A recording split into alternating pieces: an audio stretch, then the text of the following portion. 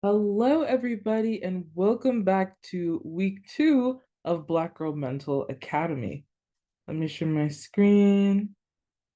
Okay, so this week it's all going to be about designing your peer-to-peer support group. So let's start by exploring your group's purpose, your mission, and this is going to be the heart of everything that you're going to build. Identify your mission and purpose. Identify your target audience.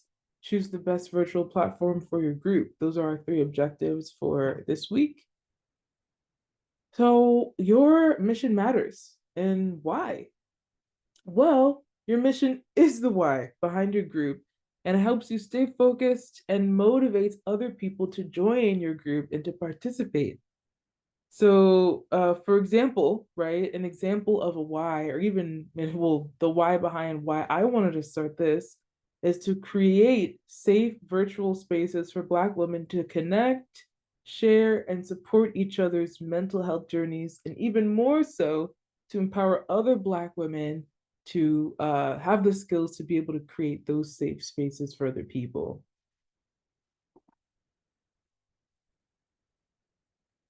How to write your mission statement. So there are 3 questions that you want to ask as you are writing your mission statement. Number 1, who do you want to support? Number 2, what need or issue are you addressing? And number 3, what is your goal? And so let's take a few minutes to maybe just write a draft of this mission statement. You don't have to worry about it being perfect. It's just a starting point.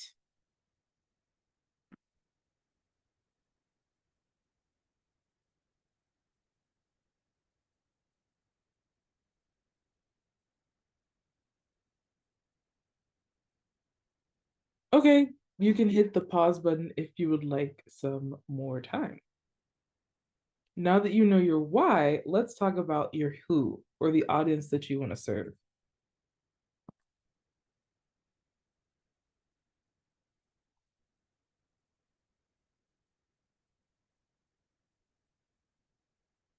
Think about the specific group of women that you want to serve. Are they working moms, college students, professionals in high stress jobs? Understanding your audience will help you tailor your group's activities and resources. Consider their needs. What are the challenges or needs of your audience? What kind of support would resonate most with this audience? For example, a group for young Black professional women might want to focus on managing workplace stress, while a group for mothers might want to focus more on self care and parenting skills. An activity prompt, write down 2 to 3 characteristics of your ideal group members. Be specific about their needs, challenges, and goals. You can hit the pause button now and take a couple minutes to write this down. Now that we know who we're serving, let's figure out where we're going to meet and how to keep things accessible.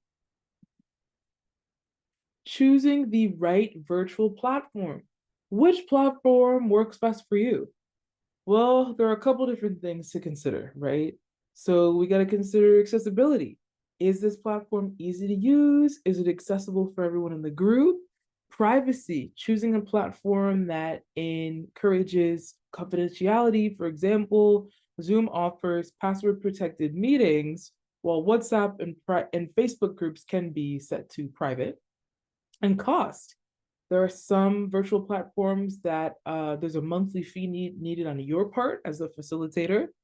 And there are also free options like Google Meet, WhatsApp, um, and some recommendations for platforms, or some really popular ones are Zoom, WhatsApp, Google Meet, Facebook groups, etc. For smaller groups, I would say WhatsApp or private Facebook groups. For larger groups or structured meetings, Zoom or Google Meet. And then for ongoing communication, Slack or Discord, in order for other people to be able to respond to other people's messages.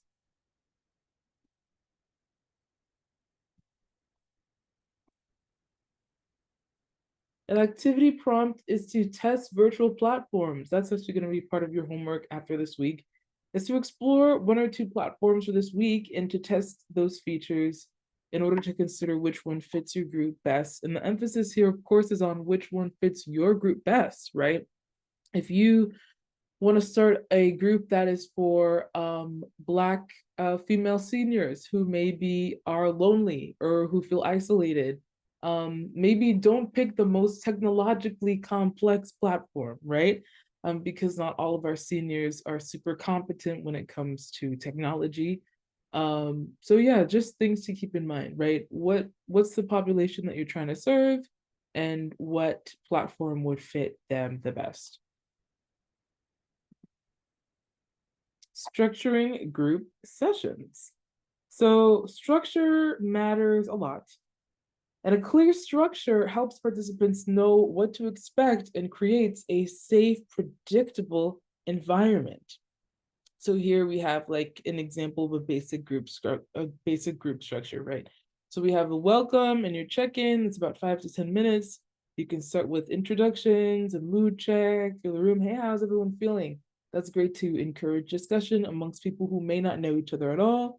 The main activity or discussion, that's going to be about 30 minutes. So that's going to be you focusing on a topic or activity that aligns with your group's purpose. And then reflection and closing for the last 10 minutes. So allowing time for participants to share final thoughts and, of course, to end on a positive note.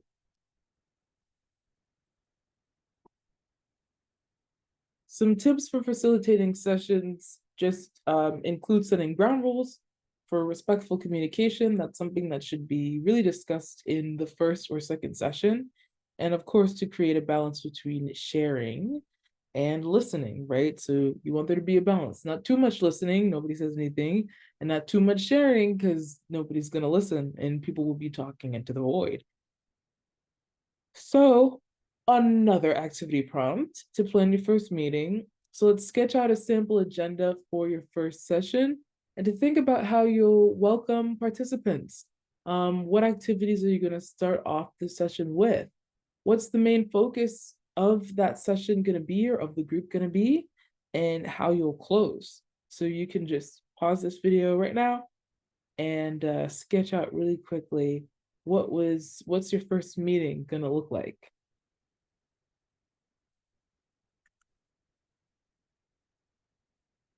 And in closing, your homework assignment in preparation for week 3 is going to be to finalize your mission statement. You want to write a brief description of your target audience, and you want to select a virtual platform and test its features. And in the comments, in the YouTube comments of this video, for you to put your mission statement in there, for you to put that description of your target audience in there in a comment on YouTube. And last but not least, to write down a couple of what you were able to find, a couple of your findings from the virtual platform or platforms that you were able to test, and why that platform seems like it's really going to be good for your group.